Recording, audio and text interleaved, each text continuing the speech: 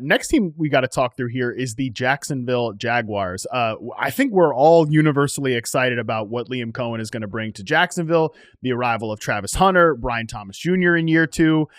There's plenty of sickos out there that are very excited about Brenton Strange as a potential breakout tight end. And, I think that's certainly possible. Even some of the depth pieces are interesting.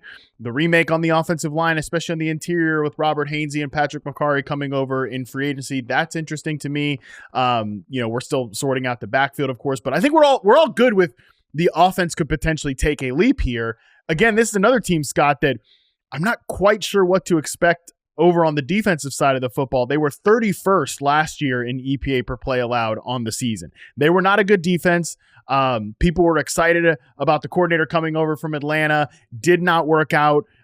This year it's Anthony Campanaro, I believe. I might be screwing that last name up, but it's a first-time defensive coordinator. A lot of young pieces on that side, but there are some good players on that side of the ball as well. We also don't know how much Travis Hunter is going to be playing on defense as well. That's another kind of variable here.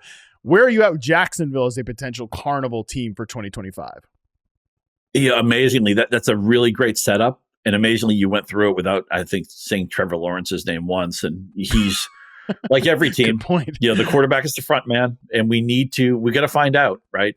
Trevor Lawrence was drafted to be an MVP candidate and as a franchise savior. He has not been that guy. It has largely been a failure around him. Doug Peterson, which is one of those coaches like Frank Reich, who was a right answer at one point, who became a wrong answer and kind of dated himself out of the league. And man, it's so funny. It seems like 10 minutes ago, I was worried what would happen to Tampa Bay when they lost Dave Canales. And then maybe Liam Coen is even an upgrade on Canales. I mean, the offense that Tampa Bay had last year, very exciting to see him land in Jacksonville. They get Hunter. Thomas is always open, despite all the poor play around him last year. He had a breakout season and just smashes ADP, was one of the league right answers. Ultimately, it comes down to two things. Is the defense going to be bad enough? I think it will be. Is Trevor Lawrence going to be good enough? That's where I'm not sure. I think this might be a thing where 4 or 5 weeks in, people are like, yeah, I was expecting more from Trevor Lawrence, setup, Cohen, Hunter, all that stuff. And then maybe it clicks around Halloween, or maybe it clicks in November. And then we're saying in the middle of November, we're like, oh yeah, the Jaguars, I want to have Jaguars on my playoff rosters, or I'm excited about what Lawrence is maybe he's starting to pick up. Because remember, it took a while, for Canales last year to get things going in Carolina. And there's a team I'm interested in this year. I think we're going to talk about them. But Jacksonville is a buzzy team, a destination offense, but it ultimately comes down to what is your opinion of Lawrence? Anthony Campanelli is the current Jaguars defensive coordinator. He's coming over from Green Bay, taking over for Ryan Nielsen, who flopped in the job last year, despite a lot of people being excited about that hire. Weirdly, Scott, I'm actually I'm pretty optimistic that Lawrence can be. Is he going to put up Joe Burrow stats from last year?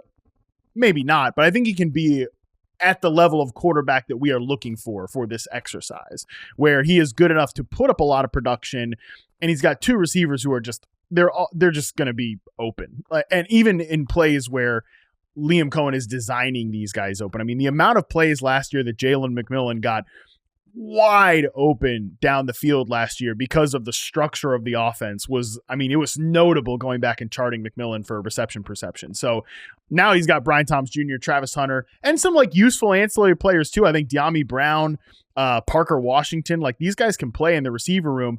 And I do think this offense can actually be pretty concentrated around the top two guys in BTJ and Travis Hunter. So that's another sort of feather in the cap of this team being a Carnival offense. But I actually do have some optimism that the defense, if healthy, can be not like a bottom of the league unit. Maybe they're not going to be one of the better defenses in the NFL. Again, coaching is a question here, but Trayvon Walker stabilized into being a pretty solid player. Josh Hines-Allen is one of the better edge rushers in the league. Tyson Campbell, pretty underrated corner. Devin Lloyd had some moments last year. I think this defense could be not bottom 5 caliber. So that's why I'm not sure if they could be a Carnival team necessarily.